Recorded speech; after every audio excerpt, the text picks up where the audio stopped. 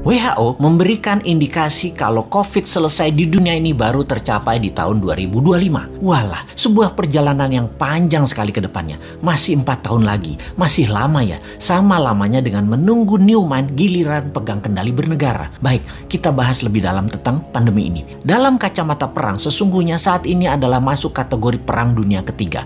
Perang dunia secara harafiah, ya artinya ada musuh bersama. Musuh bersama saat ini adalah makhluk tak terlihat, makhluk kasat mata. Karena masuk kategori perang, maka pasti ada tumpah darah, ada casualties. Yang ujungnya ada yang menang, ada yang kalah. Karena masuk kategori perang, maka sesungguhnya strategi bernegara harus pakai war mode, strategi perang. Dalam strategi perang, jurusnya cuma satu, survival, harus hidup. Terlepas nanti perangnya kalah atau menang. Untuk hidup, kita lakukan apapun sekali lagi untuk tetap hidup. Apalagi sebuah bangsa yang harus tetap hidup. Apalagi sebuah negara yang harus tetap hidup. Dan dalam mempertahankan kehidupan bangsa dan bernegara, yang unggul bukan hanya hidup, tetapi juga memenangkan peperangan. Untuk menang perang, kita harus bertempur hebat, punya mental baja, kompak, dan punya strategi jitu. Menurut pakarnya, siapa lagi yang saya ambil referensinya kalau bukan Ibu Siti Fadilah yang saya kenal baik. Beliau banyak menginformasikan melalui YouTube channelnya juga. Kita sarikan bahwa virus punya sifat alami untuk survival, untuk tetap hidup. Biasanya punya 3 periode mutasi. Mencontoh Spanish flu di awal abad 20-an. Gelombang pertama, gelombang kedua, gelombang ketiga, virus bermutasi. Seperti bola dilepas dari tangan. Pantulan pertama lebih tinggi, pantulan kedua lebih rendah, dan pantulan ketiga terendah. Virus pertama kekuatannya terlemah, gelombang kedua mulai menguat, dan ketiga terkuat.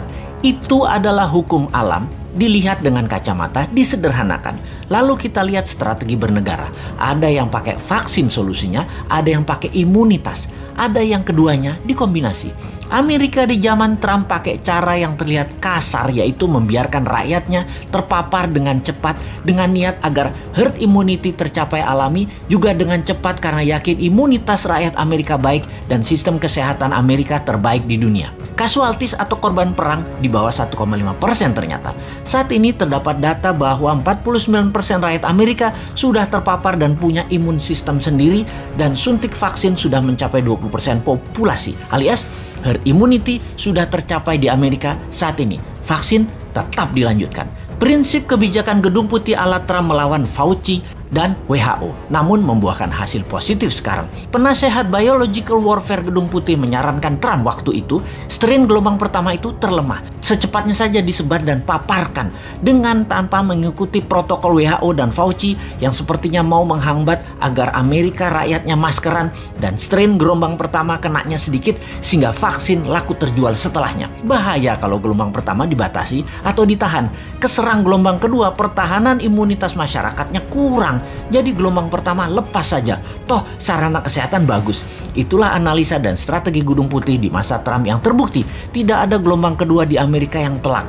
Pada saat ini karena herd immunity tercapai, Amerika menang perang melawan COVID.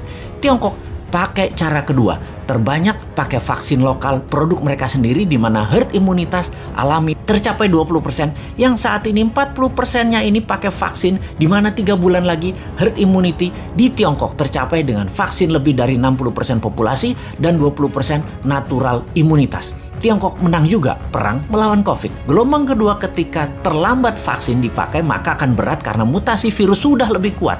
Dan yang tanpa vaksin terpapar gelombang kedua menjadi berat lagi pengaruhnya atas kesehatan adalah benar. Strategi yang harus cepat-cepat dilakukan adalah vaksin disuntikan ke masyarakat. Di Indonesia, ketika gelombang pertama ternyata hanya memapar 10%-an populasi dan vaksin saat ini baru mencapai 20%-an populasi. Saat ini gelombang kedua terjadi di Indonesia. Sementara yang berimbas atau vaksin atau yang punya herd imunitas baru mencapai 30%-an populasi. Dan hanya mereka inilah yang mungkin kuat terhadap virus gelombang kedua saat ini. Dan mudah-mudahan sekali lagi tidak ada gelombang ketiga mutasi COVID, yaitu COVID yang terakhir mutasinya yang terkuat. Kita harus segera mencapai herd imunitas saat ini, segera. Inilah hal yang kasihan pada pemerintah saat ini. Kita tidak menyalahkan hal ini sudah terjadi, tetapi kita harus melihat ke depan. Sistem kesehatan kita belum sebaik negara maju. Imunitas vitamin, makanan masyarakat juga belum sebaik negara maju.